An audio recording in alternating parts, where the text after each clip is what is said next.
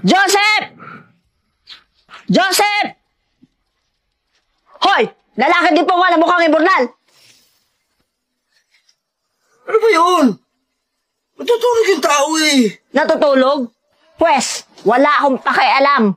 Kumilos ka. Baka gusto mo humanap ng bahay na malilipatan. Nakakapeste na ang tumira dito sa barong-barong at sira-sirang bahay na daig pa yung kulungan. Mahal, baka naman pwedeng konting tiis pa. Hindi pa kasi yung perang naipon ko eh.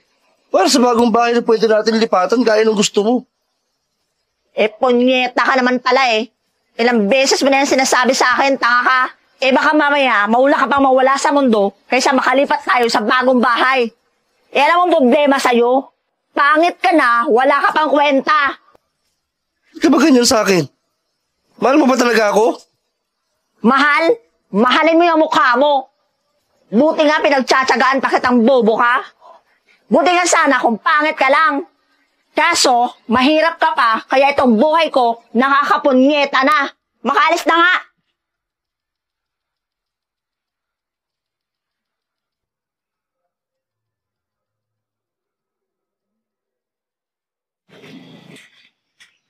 Mal. Yes na ako. Susubukan ko muna mag-apply ulit. Para naman kahit paano magkatrabaho ako. Tsaka para makalipat na tayo dun sa bahay na gusto mo. Love you. Punyeta ka naman, Joseph. Lumayo ka nga sa akin. Ang baho ng hininga mo, nakakadiri ka. Umalis ka na nga lang. May pahalik-halik ka pa. Ang baho ng bunganga mo, may utot. Grabe ka naman, mahal. Asawa mo ako, di ba? Huwag mo naman nakapagsalitaan ng ganyan. Yun nga ang pinakamalaking katanghang nagawa ko eh. Ang magpaasawa sa'yo. Akala ko pa naman, gaganda ang buhay ko. Yun pala, magdudusa lang ako ng dahil sa'yo. Punyeta ka. Sakit ko naman magsalita, mahal. Ganyan ba talaga tingin mo sa akin? Oo naman. Ano gusto mo? Sabihan kita ng mga bagay na maganda? Ang galing mo naman. Kalait-lait ka na? Gusto mo? Purihin pa kita? Umalis ka na nga dito. Nakakairita yung mukha mo.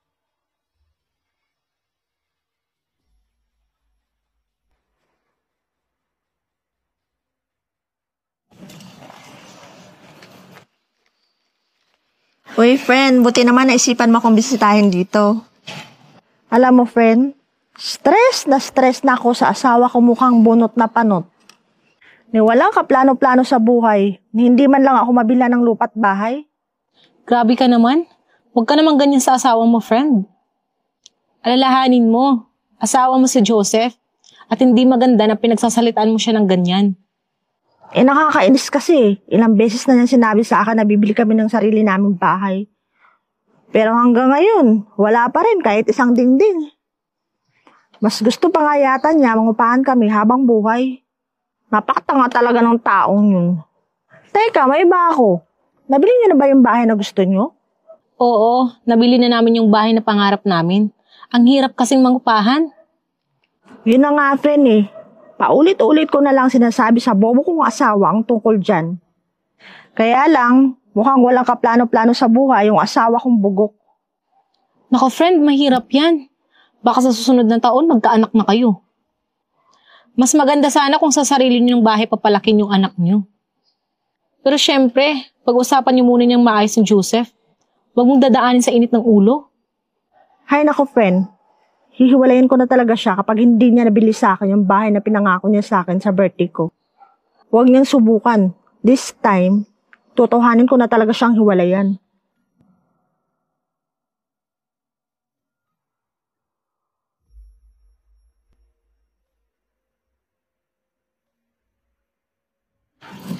Mal, pwede ba ka na makausap?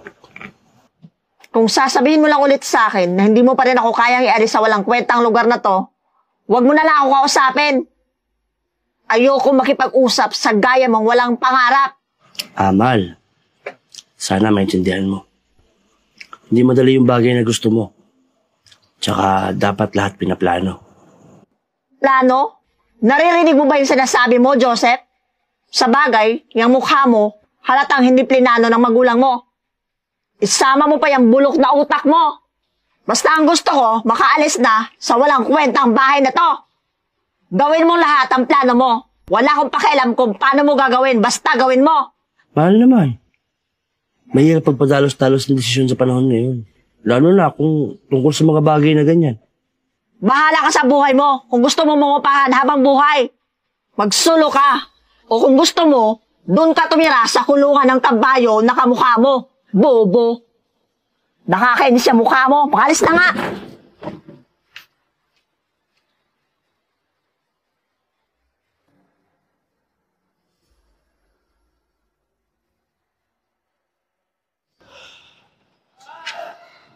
Mahal. Kamusta ka? Kamusta araw mo dito? Huwag ka nga istorbo. Kung kakain ka, kumain ka na lang. May pagkain na dyan.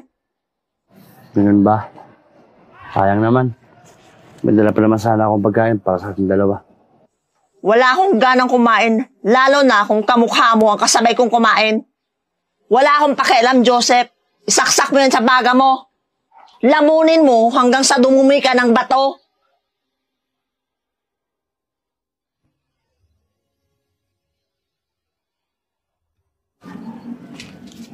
Mahal. Mamaya nga pala, gagabihin ako ng uwi ha. Mag-overtime kasi ako sa trabaho. Bakit ba kinakausap mo pa ako? As if naman may pakialam ako sa'yo. Pumunta ka kahit saan mo gusto, kahit sa Jupiter pa. Wala akong pakialam sa'yo. Mas mabuti nga kung mawawala ka na lang sa mundo. Palagi ka na lang galit sa akin. Isipin mo din naman na tao lang din ako. Nasasaktan din ako sa mga sinasabi mo. Tao pa lang tawag mo sa ganyang itsura? Mukha kang lukot na chicherya?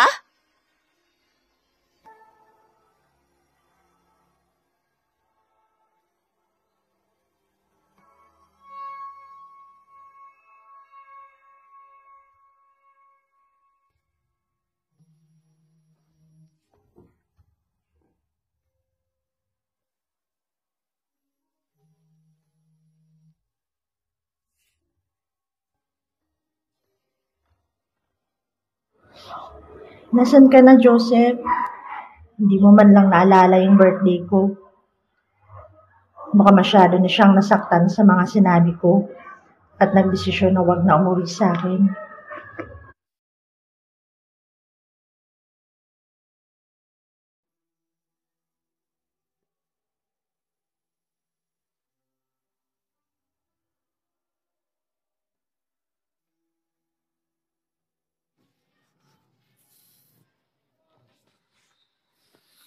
Kilit ka pa rin? Hindi ba halata, Joseph? Ilang araw kang nawala? Talaga bang wala ka ng pakiramdam? Mahal. Halos 1 linggo na tayo hindi nakakapag-usap ng maayos. Umiiwas lang ako para makapag-isip-isip ka. Tsaka para mapagtanto mo yung mga pagkakamali mo. At kapag mag-uusap naman tayo, puro panlalait at pamimintas na tatanggap ko galing sa'yo. Hindi na tayo nagsasabay kumain. Hindi na rin tayo naglalambingan bago matulog. Hindi ka ba nangihinayang sa mga araw na hindi natin nagawa yung mga bagay na dapat ginagawa natin ng magkasama? Talaga bang wala na yun sa'yo? Dahil sa hindi ko maibigay yung pangarap mong bahay at lupa. Mahal, hindi mo ba alam? Kung ano yung pinapangarap mo, yun din yung pangarap ko. Baka nakakalimutan mo, Joseph. Ikaw may gusto na maging ganito tayo. Ikaw ang nagsimula para umabot tayo sa sitwasyon na ganito. Alam kong alam mo kung bakit gusto kong magkaroon tayo ng sarili nating bahay. Alam ko, mahal. Para magkaroon tayo ng tahimik at masayang buhay. Uy, alam mo naman pala eh.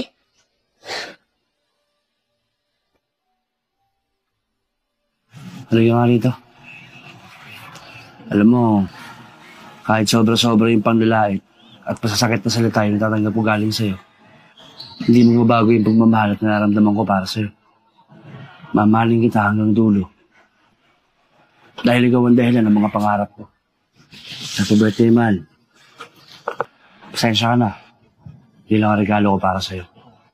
Hindi mo nakalimutan yung birthday ko? Tsaka ano naman to?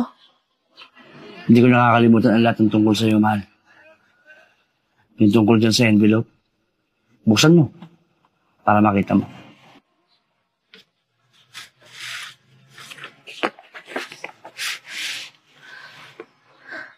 Mahal, seryoso ba to? May bago na tayong bahay na titirhan? Tapos sarili pa natin? Oo, mahal. Totoo yan. Yun yung regalo ko para sa'yo. Pwede na tayo lumipat dyan. Kahit kailan mo gusto. Maraming salamat, mahal. Hindi ako makapaniwala na may sarili na tayong bahay. At kahit kailan, hindi na tayo mangungupahan. Ano ka ba, mahal? Walang ano man. Para sa'yo talaga lahat yan. Kaya masyado rin akong busy nitong mga nakaraan. Kasi naghahanap ako ng maayos na ahente para dyan. Dahil gusto kong makasigurado na matutupad ng maayos yung pangarap mo at yung pangarap ko. Patulad mo. Gusto ko rin tumira sa maayos na bahay kasama ka. Habang buhay. Lagi mong tandaan na may mga bagay talaga na nakakainip. Lalo na pag hinihintay. At minsan, nakakasakit pa tayo ng tao. Kasi gusto natin agad maibigay. Pero minsan nakakalimot tayo kung hindi naman pala natin kailanganin sa mga taong mahal natin ng isang bagay. Gaya ng tiraan at maayos na buhay. Dahil kung totoong mahal tayo ng tao, kahit hindi mo siya hilingan, pipilitin niya pa rin ibigay yan. Hindi lang dahil may gusto siyang patunayan, kundi dahil mahal ka niya. Kaya gusto niyang magkaroon ka ng maayos na buhay at makasama ka habang buhay.